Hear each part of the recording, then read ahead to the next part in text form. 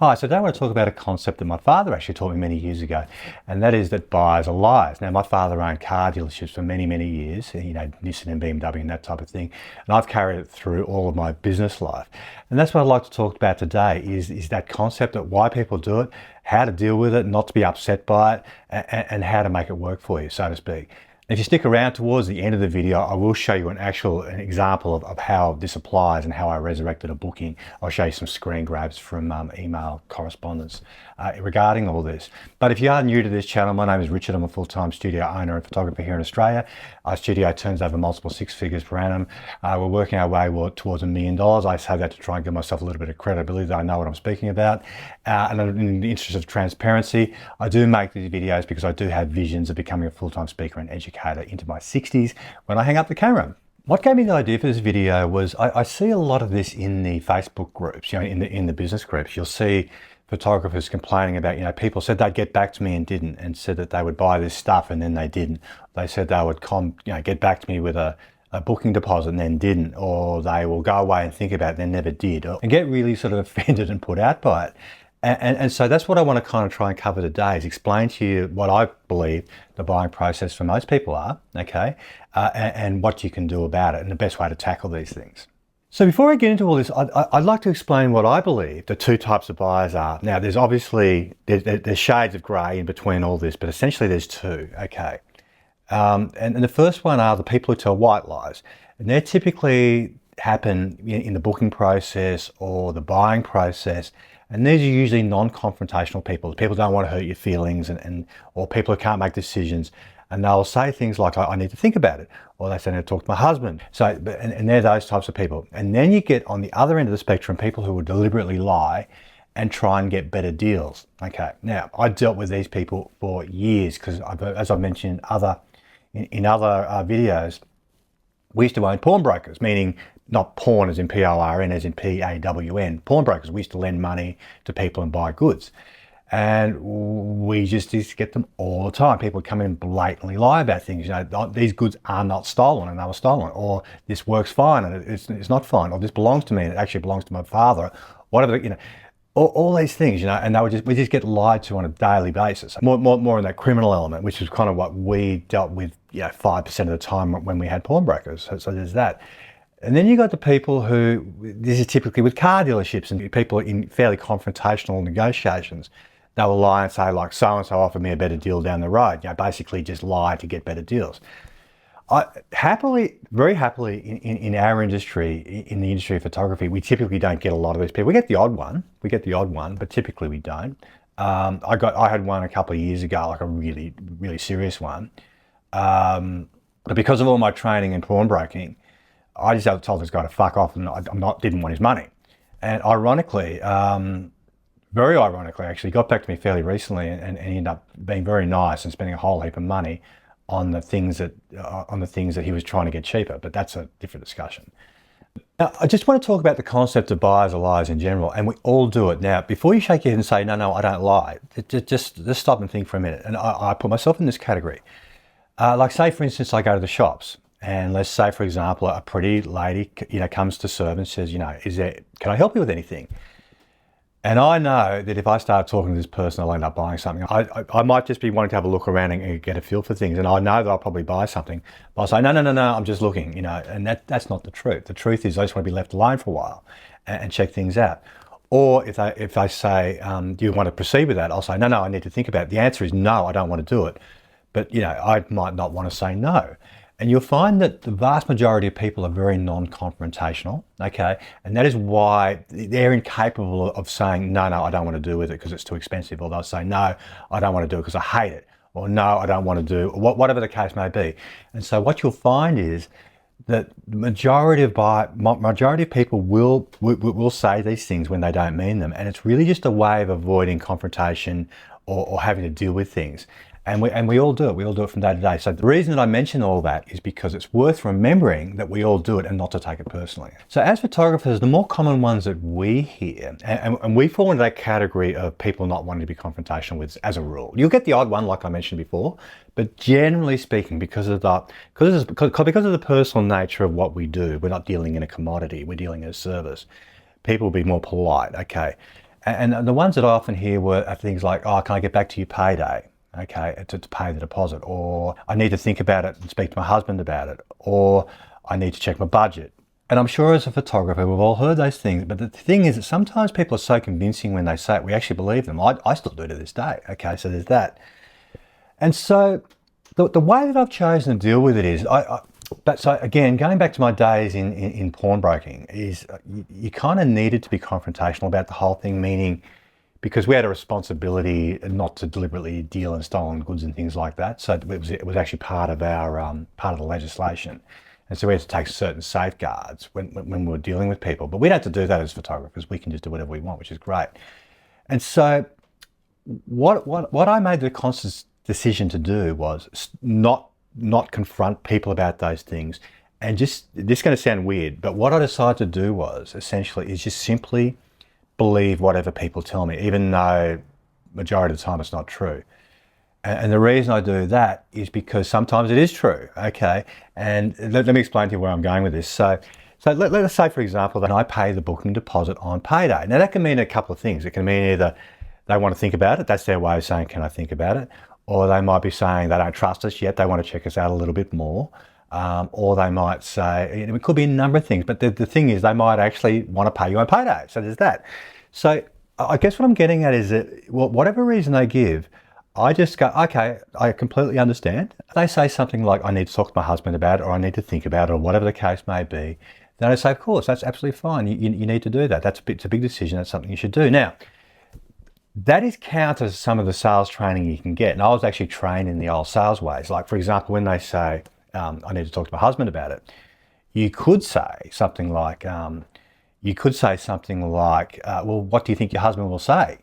And you can quite often get over those objections. But what I found is that when you start going down that track of overcoming objections in this type of industry, in a very high touch, high service industry, meaning we're not selling little things, we're not selling widgets or whatever. We're selling a fairly big service. I find that when you really use fairly heavy sales techniques to get people over the line and booking, okay, that is when those bookings tend to fall apart. That's just been my experience. Don't get me wrong, they'll sometimes stand up, and I've proven that to be the case, but I found that when I backed off and stopped doing those types of things, because I was guilty of doing this, by the way, just in the interest of transparency, and the reason is I didn't know any better. Like that's the reason why I carried over my previous business experience into photography.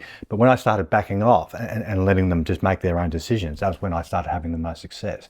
So what I do now is I will now say, look, that's absolutely fine. Like, if you need to think about that's fine. So say, for example, the inquiries come from a promotion, right? I will say something like, look, of course, that's absolutely fine. But look, just want you to be aware. I encourage you, if you are talking to your husband or you are thinking about it, to get back to us fairly promptly, because we do have a lot of people, who inquired about this promotion. It is on a first come, first served basis.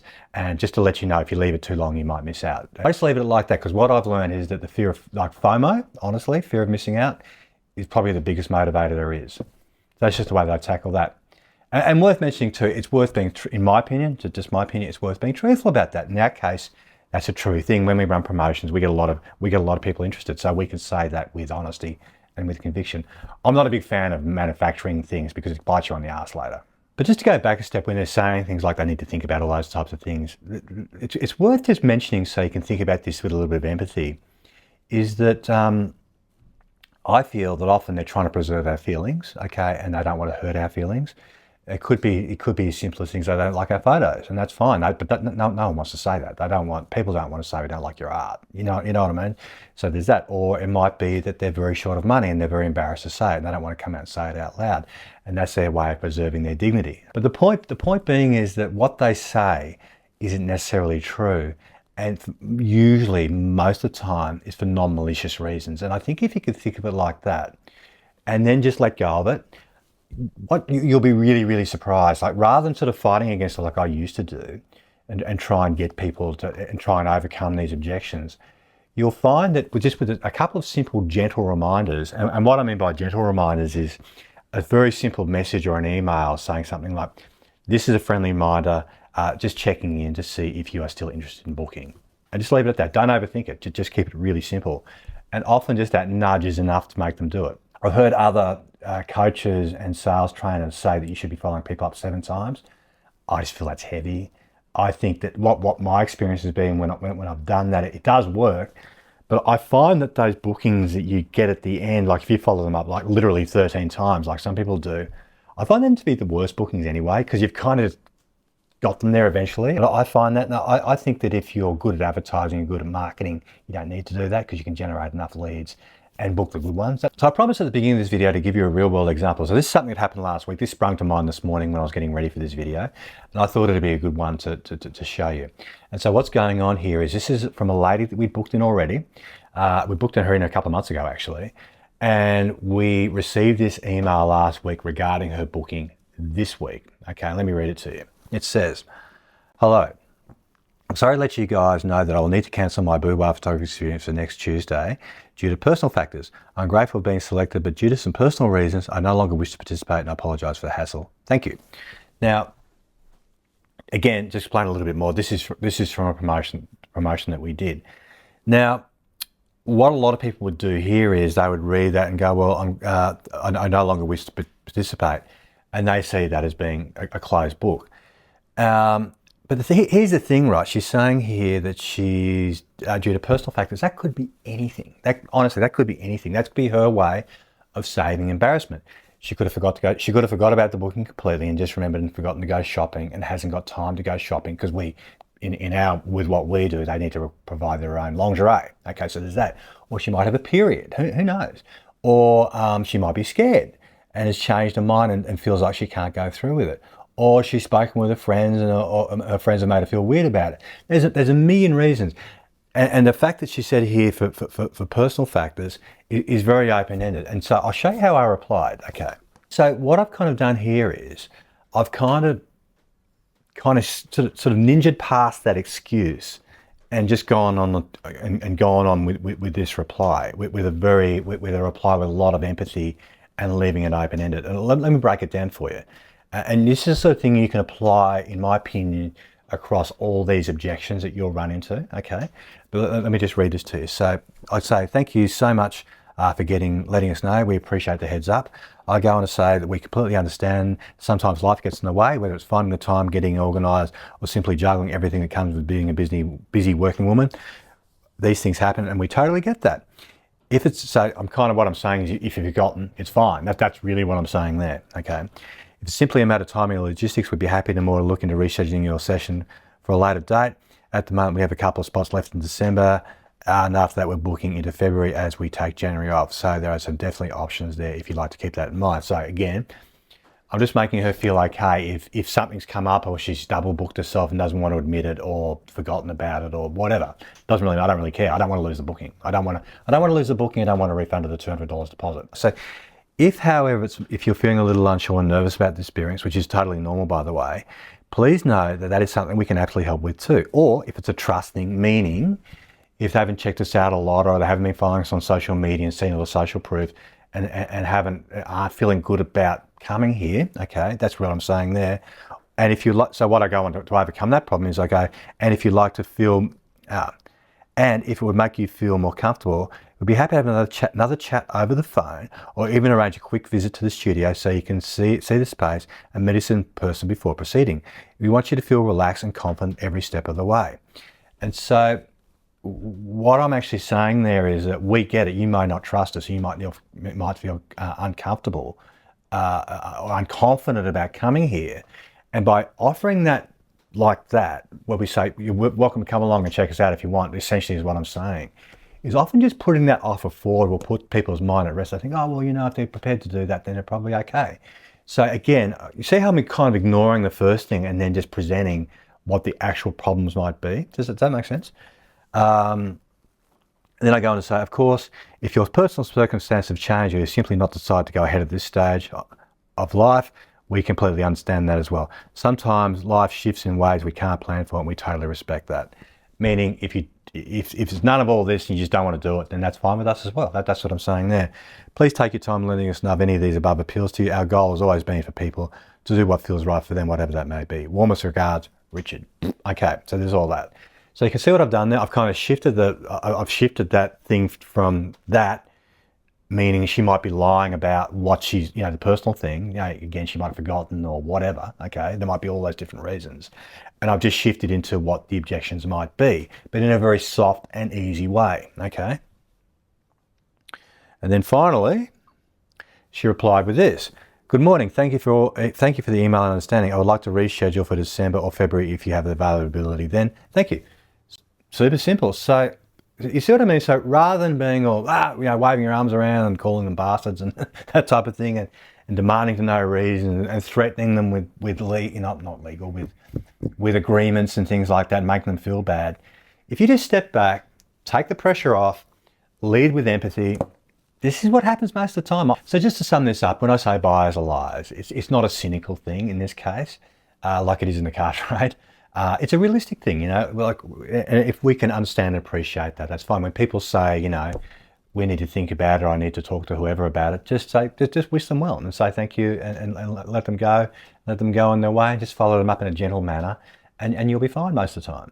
The main thing to remember is people will lie to protect their own feelings, protect their dignity, and often, to protect our feelings. So just keep that in mind.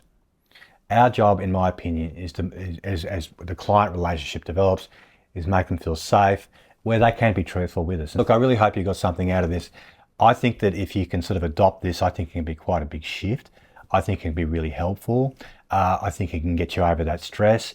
And I think that you will make more bookings and have more success along the way. Look, if you did get something out of this and you are subscribed, I'd love you to like and comment on the video. If you're not subscribed to the channel and you found your way here, I'd love you to subscribe to the channel. My goal is to get to 1,000 subscribers. I'm getting there very, very slowly.